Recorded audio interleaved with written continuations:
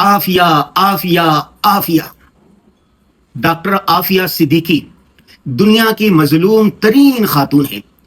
2003 में लापता हुई, 2005 में अफगानिस्तान से अमेरिका ने गिरफ्तार किया, उसके बाद अमेरिका ले जाया गया। 2007 में उनको सजा हुई। उस वक़्त से लेके अब तक अमेरिका के अकूबत खाने में कैद है।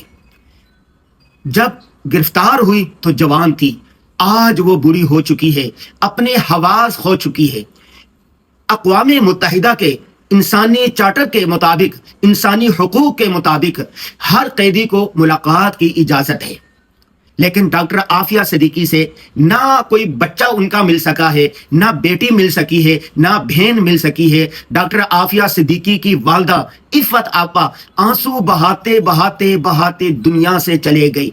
डॉक्टर आफिया सिद्दीकी के भाई हैं, वो मिलना चाहते हैं लेकिन नहीं मिल सकते। उनके 2 बेटे, 1 बेटी है, वो भी नहीं मिल सकती। डॉक्टर फौजिया बहन है, वो भी नहीं मिल सकी। इंसानी हुकूक कहाँ हैं?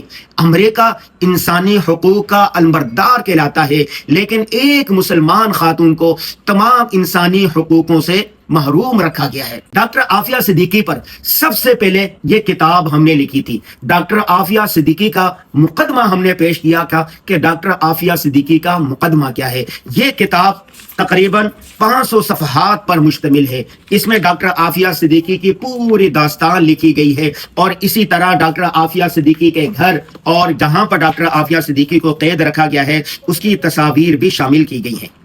वो यूनिवर्सिटी है अमेरिका में जहां से डॉक्टर आफिया सिद्दीकी ने आला तालीम हासिल की थी, और इस यूनिवर्सिटी में दुनिया के आला तरीन दिमाग तालीम हासिल करते हैं। सवाल यह है कि 2 अशरे हो गए, पौन सदी हो गई, डॉक्टर आफिया सिद्दीकी जो एक मुसलमान खातून है वो कैद है। हम और आप क्या कर सकते हैं? देखिए, ये प्रेशर का दौर है, ये सोशल मीडिया का दौर है। कम अज कम आप और हम डॉक्टर आफिया सिद्दीकी की रिहाई के लिए आवाज तो उठा सकते हैं ना। अमेरिका ने ईरान पर हमला किया, अमेरिकियों ने आवाज उठाई, जंग बंद होनी चाहिए, जंग बंद होनी चाहिए, जंग बंद होनी चाहिए। अमेरिकी हुकूमत पर प्रेशर पड़ा और अमेरिका ईरान के साथ अमन मुआहिदा करने पर मजबूर हो गया। मुसलमान ममालिक पूरी दुनिया में सबसे ज्यादा है। 200-250 ममालिक में से 57 मुस्लिम ममालिक है। दुनिया की 6 अरब आबादी है, उनमें 1.5 अरब मुसलमान हैं। अगर मुसलमान आवाज उठाए, मुस्लिम हुक्मरान आवाज उठाएं, तो इंशाल्लाह डॉक्टर आफिया सिद्दीकी बहुत जल्द रिहा हो सकती है। हम कहते हैं चलो डॉक्टर आफिया सिद्दीकी ने जो भी जुर्म किया, अमेरिकी अदालतों ने सजा दे दी। हम चाहते हैं, हमारा मुतालबा है कि सिर्फ इंसानियत के नाते, सिर्फ इंसानियत के नाते डॉक्टर आफिया सिद्दीकी को रिहा कर दिया जाए, खैर सगाली के लिए रिहा कर दिया गया। इस वक्त वो बूढ़ी हो चुकी हैं, बकौल डॉक्टर फौजिया सिद्दीकी कि वो समाज से भी महरूम हो चुकी है, वो पहचानती भी नहीं है, हवास खो चुकी हैं।